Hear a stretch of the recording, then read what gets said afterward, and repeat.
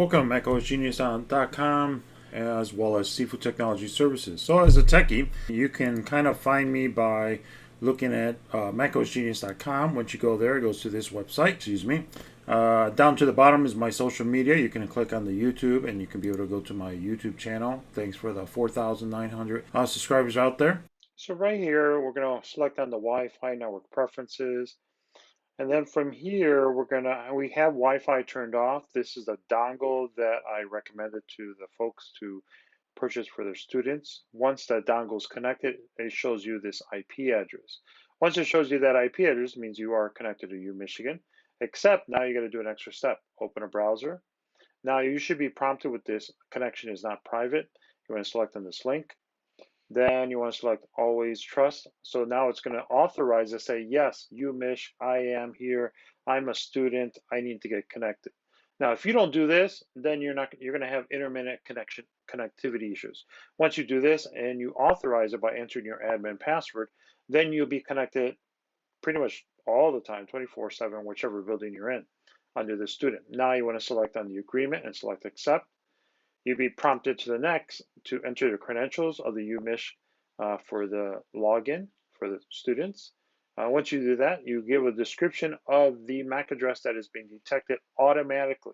So you want to I put in my daughter's initials, Macbook Pro 2025. You can name it whatever you want. Make sure the device type below is selected properly. It can be MacBook Pro, it can be whatever the case is, Switch, Nintendo, Xbox. Now I selected register, and you can see down in the dark blue area right below the register, it says cannot be registered, it is already registered. So basically I've already connected this computer before, and that's why it shows that. So then what you have to do is you just go ahead and select refresh registered at the bottom, just to make sure it's up to par, everything is good. And then that's pretty much it. Now you've registered that specific device. Now we connected this device through Ethernet through a smart dongle connector. You can go ahead and open a new window just to validate that you are on the internet. Visit any website. So I'm selecting what Yelp here for now.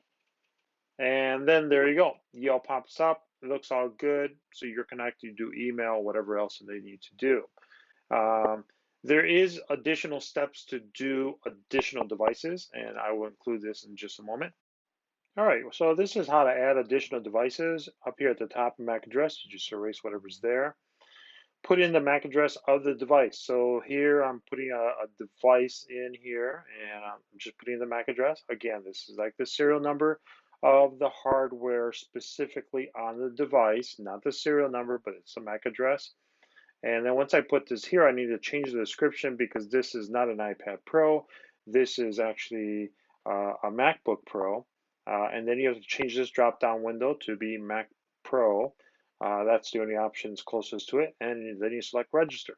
Now down below, it will say, okay, it's been registered. Now we went from 3 selections on the bottom to now 4. So now what I'm going to do here is this is my daughter's MacBook Pro. So that's the MAC address that you see there matched to the one to the left. And then I'm just going to hit OK here. And then I'm good to go here. Now, what you could do technically is you can name a MacBook Pro 18 or whatever MacBook Pro it is, MacBook Air or Windows or so forth, but I put differences to it. So here are the examples. So I'm putting in a MAC address here, and this MAC address is my daughter's PlayStation 4, not that it matters, but she's putting that in there. And once I put in the MAC address, so this device here is going to be for a PlayStation.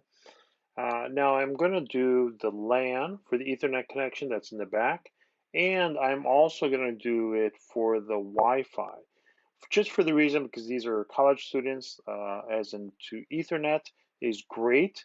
Then you want to change the device type to other devices, and then select register down below to the green.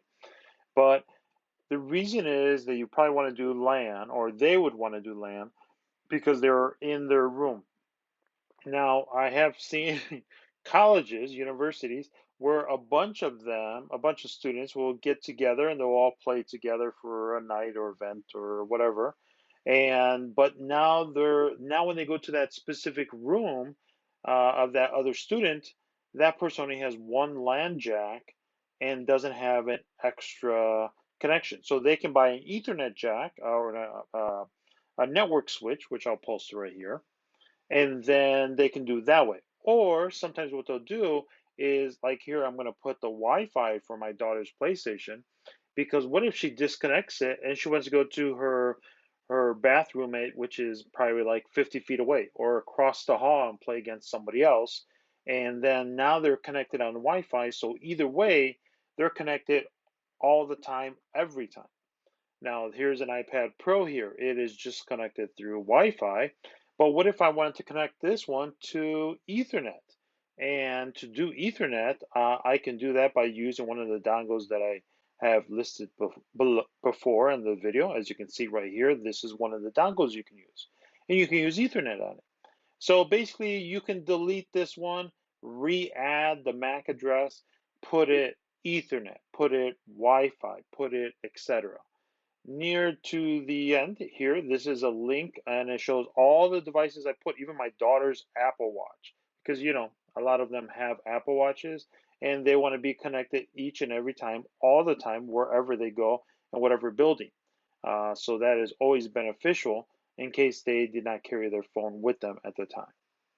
So hopefully this helps out in the description and what to do and how to add these devices in. If you have additional questions, feel free to put the comments down below, or you have my direct number. You're more than welcome to reach out to me.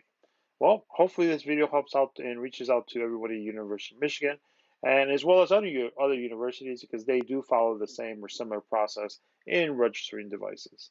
Thanks everyone out there at University of Michigan. I will see you again in the parents and family events and look forward to meeting everyone. Have a great time. Go Blue. Sorry for this video to go so far long, but I wanted to make sure all the step process were done and so forth, and how we got at this point. I know it's a bit confusing, but it took a little trial and error just to make it work, and finally it works. Alright, well thanks, and hopefully you enjoyed this video. Feel free to subscribe for more additional videos for University of Michigan, as well as any other videos related to technology. Thanks, and have a great day.